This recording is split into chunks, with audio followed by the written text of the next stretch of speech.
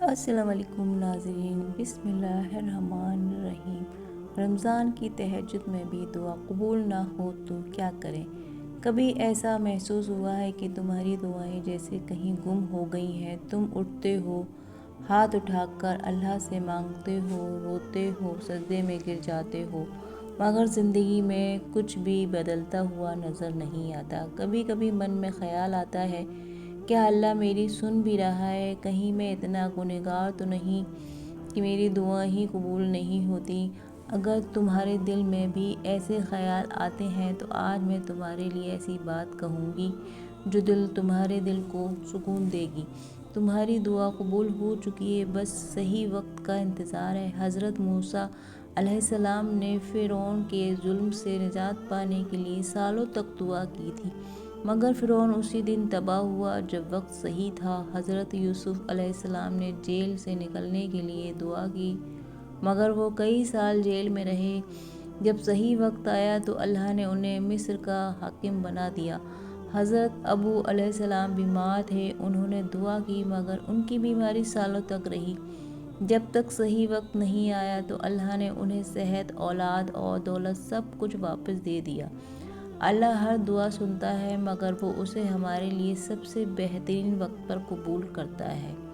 اگر تمہاری دعا ابھی بھی پوری نہیں ہو رہی ہے تو مایوس مت ہو میرے بھائی بہنوں، اللہ اس سے سب سے اچھے وقت کے لیے رکھ رکھا ہے۔ کیا تم اپنی دعا چھوڑ دو گے؟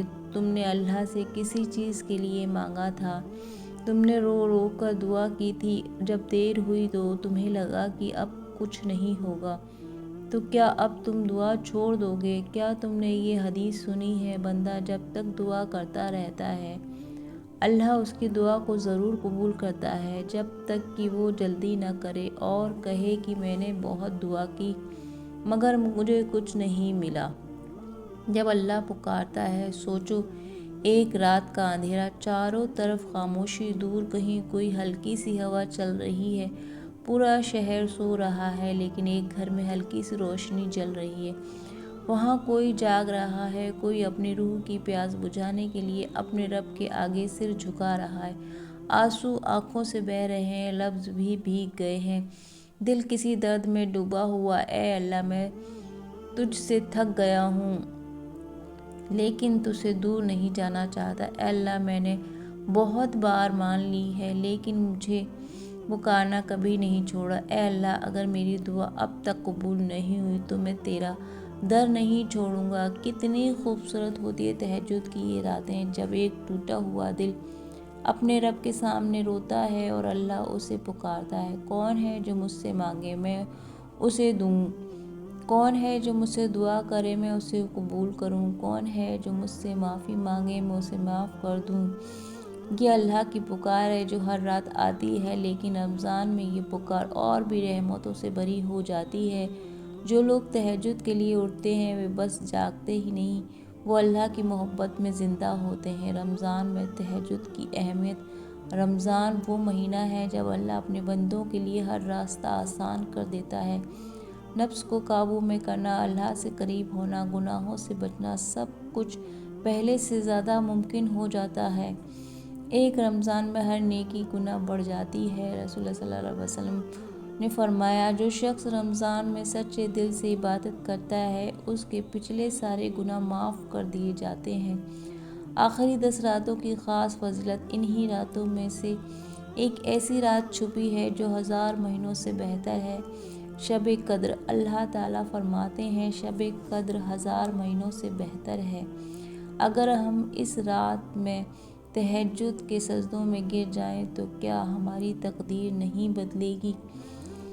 تہجد سب سے اثردار دعا کا وقت ہے۔ کبھی سوچا ہے کہ اللہ نے سب سے اہم دعاؤں کے لیے تہجد کا وقت کیوں رکھا؟ کیونکہ اس وقت کوئی دکھاوا نہیں ہوتا، کوئی بھیڑ نہیں ہوتی، کوئی دکھاوٹی دعا نہیں ہوتی، صرف تم ہوتے ہو اور تمہارا اللہ ہوتا ہے۔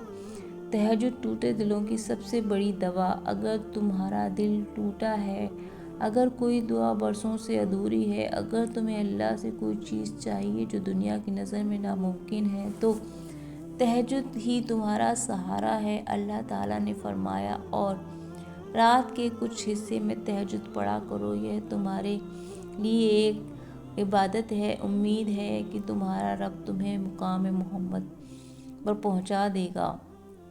قرآن مجید میں آیا ہے، اگر تمہاری آنکھوں میں آنسو ہیں، اگر تمہارے دل میں درد ہے، اگر تمہارے اندر کوئی تڑپ ہو رہی ہے تو اٹھو اور اللہ سے کہو، اے اللہ، لوگ سو چکے ہیں لیکن میں تیرے لیے جاگا ہوں یا جاگی ہوں۔ اے اللہ، دنیا مجھ سے سمجھ نہیں پائی لیکن تو میری ہر بات جانتا ہے۔ اے اللہ، میری دعاؤں کو اس رمضان کی راتوں میں قبول کر لے۔ تہجد پڑھنے کا طریقہ: سب سے پہلے وضو کریں اور مسواک کا استعمال کریں۔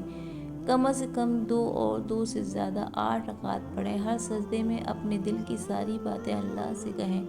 تہجد کی دعا پڑھیں اور رونے کی کوشش کریں اگر تمہیں کوئی خاص چیز چاہیے، اگر تمہاری زندگی میں کوئی پریشانی ہے، اگر کوئی خواہش برسوں سے دبی ہوئی ہے تو اس دعا کے بعد اللہ سے مانگ لو۔ کیسے اٹھے؟ تہجد کے لیے نیت کرو، اللہ سے دعا کرو کہ وہ تمہیں اٹھنے کی توفیق دے۔ جلدی سو۔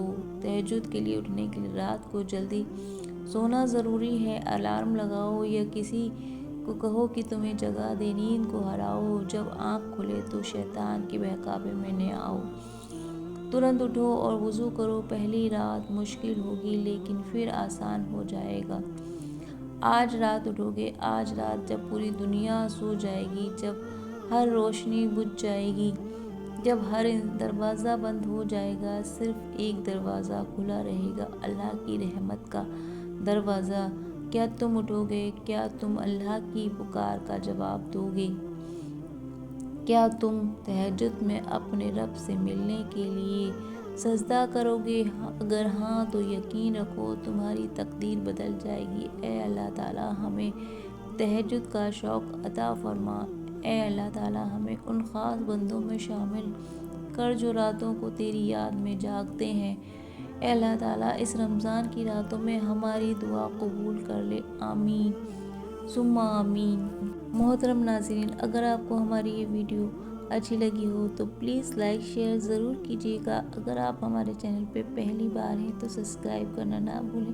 اسی طرح کی ویڈیوز ہم آپ کے لیے لے کر حاضر ہوتے رہیں گے۔ تب تک کے لیے آپ اپنا بہت سارا خیال رکھیے گا، دعاؤں میں یاد رکھیے گا۔ اللہ حافظ۔